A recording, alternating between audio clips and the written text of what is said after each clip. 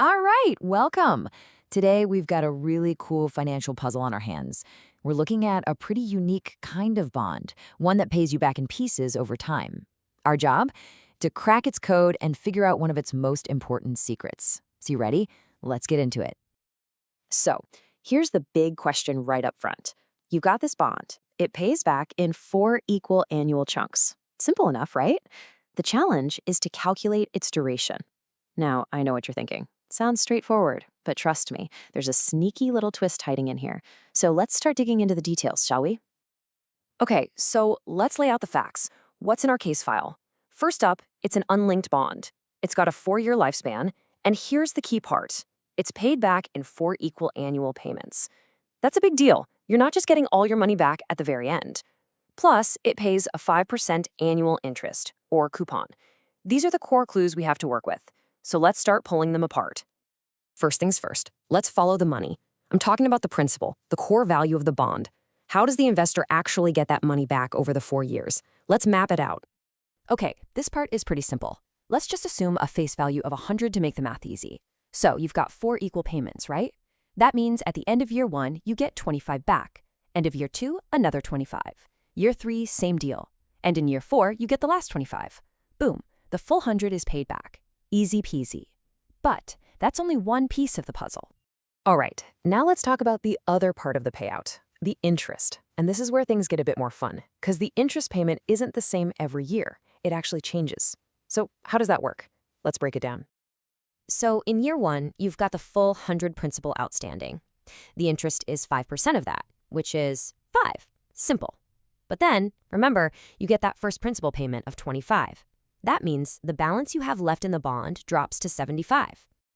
And that changes everything for year 2. Now the interest is 5% of that remaining 75, which comes out to 3.75. See the pattern here? It's going to keep going just like that.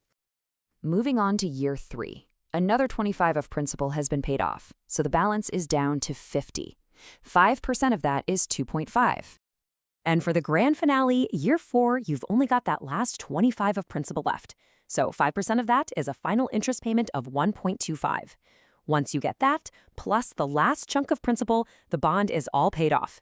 Done. All right, detective work is paying off. We've tracked the principal paydown and we've calculated all the interest payments. Now let's put all this evidence together and see the whole picture. What does the investor actually get in their pocket each year?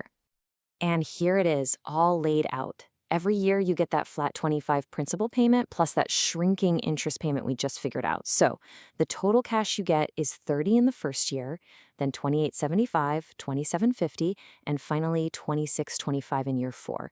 Okay, cool. We have every single payment down to the cent. We should be golden, right? We can solve it now? Well, hold on a second.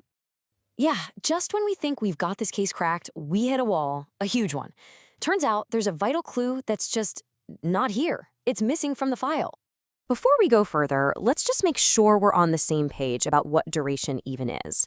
It's not just the bonds for your life. Think of it as the weighted average time until you get paid back. Basically, it's a fancy way of saying, on average, how long does it take to get my money back? And it gives more importance or weight to the money you get sooner rather than later.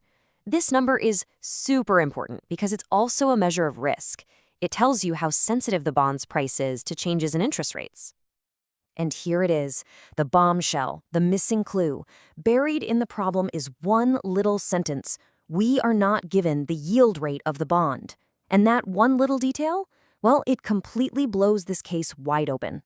So why is this yield rate such a big deal? Why is it the key to the whole thing? Well, remember how duration is a weighted average? To get those weights, we need to know how much each of those future payments is worth right now, today. It's like this. A promise of $100 in 4 years isn't as valuable as $100 in your pocket today, right? The yield is the magic number we use to figure out that today value. It's called the present value. And if we don't have the yield, we can't calculate the present value of any of those payments, which means we can't figure out their weight. And if we can't do that, the entire duration calculation just falls apart. It's literally impossible. So let's recap. We've examined all the evidence. We've followed the money, every single cash flow, and we've found the crucial missing piece of the puzzle. It's time to deliver the verdict on that question we started with. And the verdict is It can't be done. It's impossible. Think about that. We know every single dollar and cent that this bond will ever pay out and when it will pay it.